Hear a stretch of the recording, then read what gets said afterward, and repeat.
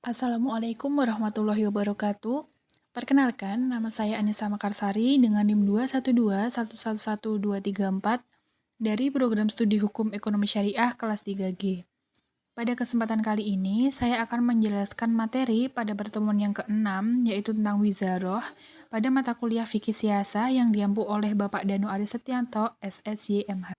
Langsung saja untuk pokok pembahasan yang pertama, yaitu mengenai pengertian.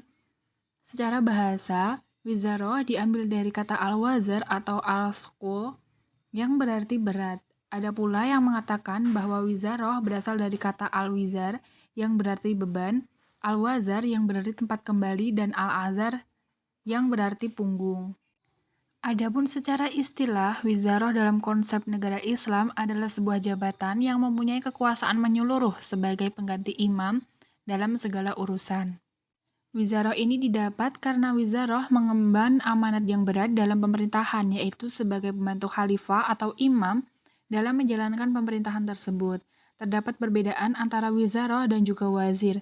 Wizaroh itu merupakan lembaganya, yaitu kementerian, sedangkan wazir adalah orangnya, yaitu menteri. Sedangkan Al-Mawardi membagi tiga dalam pengertian wizaroh, yaitu yang pertama, wizaroh al-thqul atau beban, karena wazir memikul tugas yang diberikan kepada kepala negara ke depannya. Yang kedua, wazroh berasal dari kata al-wazar yang berarti al-maja atau tempat kembali. Dinamakan demikian karena kepala negara membutuhkan pemikiran dan pendapat wazirnya sebagai tempat kembali untuk menentukan dan memutuskan kebijaksanaan negara. Sedangkan pengertian yang ketiga yaitu wizaroh juga berasal dari kata al-azar yang berarti al-zur atau punggung. Ini dengan fungsi dan tugas wazir yang menjadi tulang punggung pelaksanaan kekuasaan kepala negara. Pokok pembahasan yang kedua yaitu mengenai macam-macam dari wizaroh.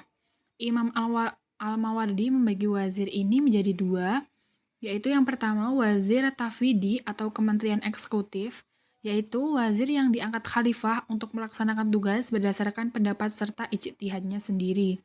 Untuk menjadi wazir tafwidi, seorang harus mempunyai kriteria sebagai kriteria untuk menjadi khalifah. Ia merupakan pembantu utama kepala negara dengan kewenangan tidak saja untuk melaksanakan kebijakan-kebijakan yang sudah digariskan oleh kepala negara,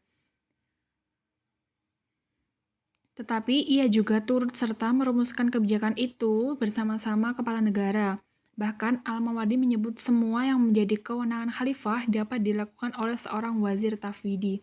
Hanya tiga hal yang tidak dapat dilakukan wazir yang merupakan hak penuh khalifah, yaitu mengangkat atau menunjuk penggantinya, meletakkan jabatan langsung kepada rakyat, dan memecat pegawai yang diangkat oleh kepala negara. Yang kedua yaitu wazir tanfidi atau kementerian mandataris, hanyalah sebatas pelaksana kebijakan negara yang diputuskan oleh kepala negara atau wazir tafwidi.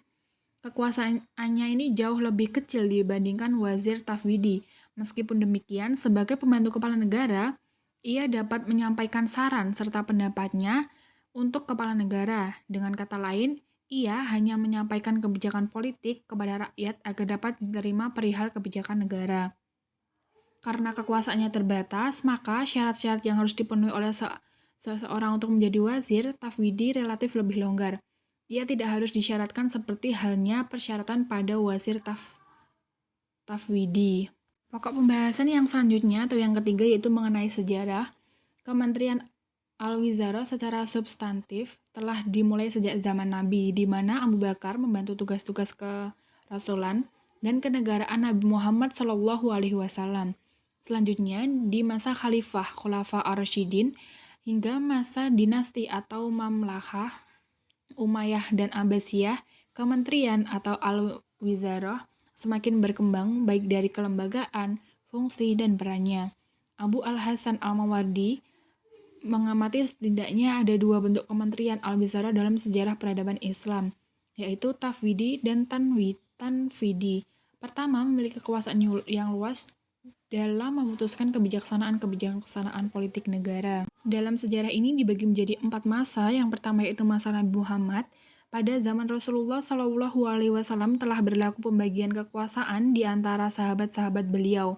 Yang perlu digarisbawahi ialah pada zaman Rasulullah, pembagian tugas sudah ada di antara para sahabat, namun tidak formal dan dalam hal tersebut belum mengindikasikan secara kuat institusi kementerian sudah terbentuk. Yang kedua yaitu masa Khulafa al-Rasyidin. Kementerian di dalam sistem pemerintahan Islam ini baru dimulai ketika masa kekhalifahan Abu Bakar. Beliau telah melantik Umar bin Khattab sebagai pembantunya atau menteri. Umar bin Khattab telah berperan sebagai pemberi zakat kepada mereka yang berhak menerimanya. Di samping tugas menjadi qadhi dalam menyelesaikan setiap persoalan dengan arahan khalifah. Yang ketiga yaitu masa dinasti Umayyah. Pada zaman pemerintahan Bani Umayyah ini, khalifah bertanggung jawab secara langsung dalam semua perkara yang berhubung dengan pengurusan negara tanpa menyerahkan kekuasaannya kepada orang lain. Pemerintahan pada masa ini mulai berganti kepada bentuk pemerintahan kesultanan yang bersifat hierarki. Dalam masalah pengangkatan wali dan menteri biasanya dilakukan secara diwariskan dan lebih mementingkan keturunan Arab saja.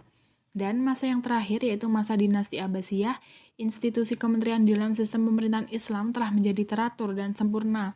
Dalam masa pemerintahan Abbasiyah ini, dan diakui oleh sejarah sendiri. Institusi kementerian ini bermula pada pemerintahan Abu Abbas al-Saffah, terdapat jabatan Perdana Menteri dan beberapa jabatan menteri secara resmi lainnya. Pokok pembahasan yang terakhir yaitu mengenai syarat-syarat dari al-wizarah. Yang pertama, syaratnya itu amanah atau dapat dipercaya. Yang kedua, jujur. Yang ketiga, tidak rakus atau tidak mudah menerima suap. Yang keempat, yaitu tidak pernah atau tidak suka bermusuhan dengan orang lain.